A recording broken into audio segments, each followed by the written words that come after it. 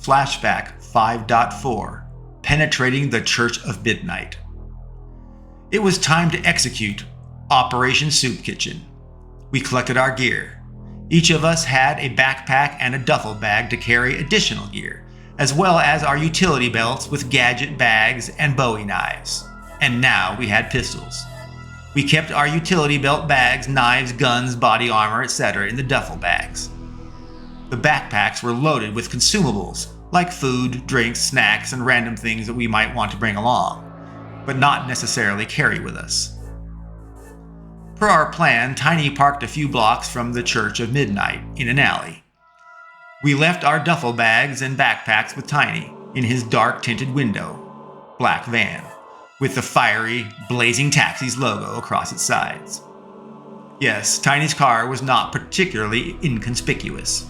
His black van stood out as a USA government CIA FBI incognito van. Adding the fiery lettered, blazing taxis on both sides of the car, well, it made it even more stand out. I suppose Tiny's black van was as inconspicuous as Tiny was himself. Not at all.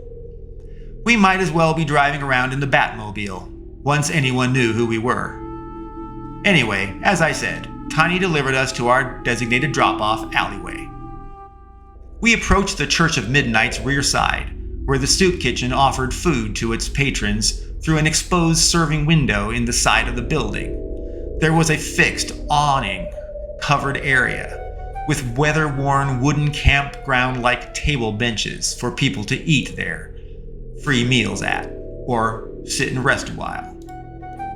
The woman recognized Katie. "Hey, sweetie, over here. So glad you and your friends could make it. So glad." She waved at Katie and smiled at the rest of us. She seemed very friendly, not at all what a cultist would be like, or so I imagined. I could only surmise. Cultists must lead double lives. They must be like Dr. Jekyll and Mr. Hyde. Appear good, but in reality be Jack the Ripper. I could not let a warm exterior confuse or beguile me, not after the wickedness that we had experienced. The soup kitchen lady said, "Come around the side. There's a steel door there. I'll come around and open it for you."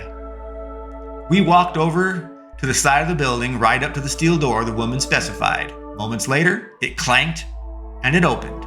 The woman emerged with a wide smile. "Come on in." The door opened into a hallway with doors to the left and right, and a T-intersecting hallway at its end. The soup lady gleefully explained, "The soup kitchen. We are here on the left. That is where we make the food, and the room next to it is the server room where we store and serve the food that we prepare for the people that we serve through the wall window. On the right, that's the cleaning room. It has industrial-grade laundry machines, huge sinks for washing dishes and clothes. It also has a dog spraying station, which we use to spray things down. We don't have dogs here. And the room next to it is a linen chamber where we store most everything once it's cleaned. Down the hall to the right is the mass main chamber.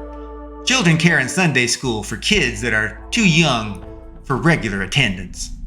And down the hall to the left, well, those are the offices of the clergy." The soup lady smiled, exposing wide gaps between her front teeth. "Since there are 4 of you, we can divide the work up a lot easier today." She turned to Bob.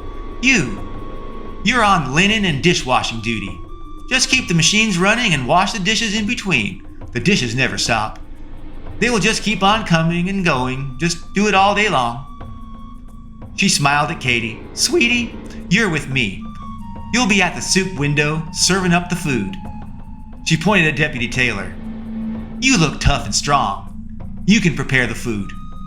And then she looked straight at me. "Well, I guess you're on general cleaning. Broom closet is at the end of the clergy office hallway on the left." She asked for everyone's names so she could write them on name tags attached to our lanyards that she said we had to wear visibly at all times while inside the church.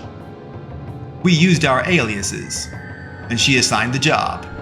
Bob Cervantes, laundry, dishwasher. Katie Devine, soup window server. Taylor Everest, food preparation, and Rick Liberty, general cleaning. Katie practically skipped towards her post at the soup window. She glowed. "I love helping people. I always have. I volunteered for Thanksgiving and Christmas and New Year's. Every time I could, anytime I could help, I always helped out."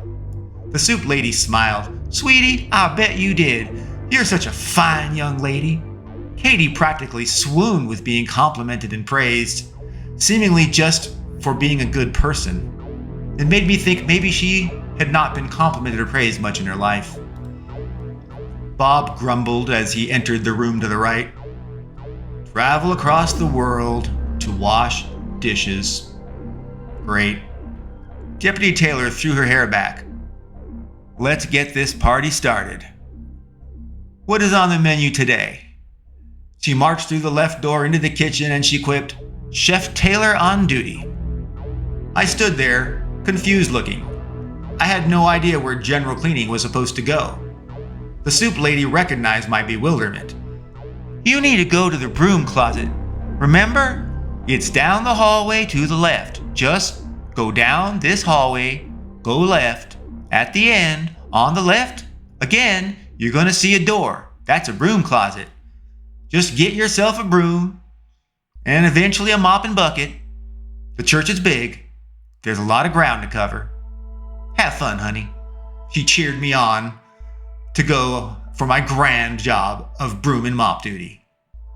The soup lady was friendly and flamboyant. I felt like I was given the golden ticket free pass to go anywhere in the Church of Midnight.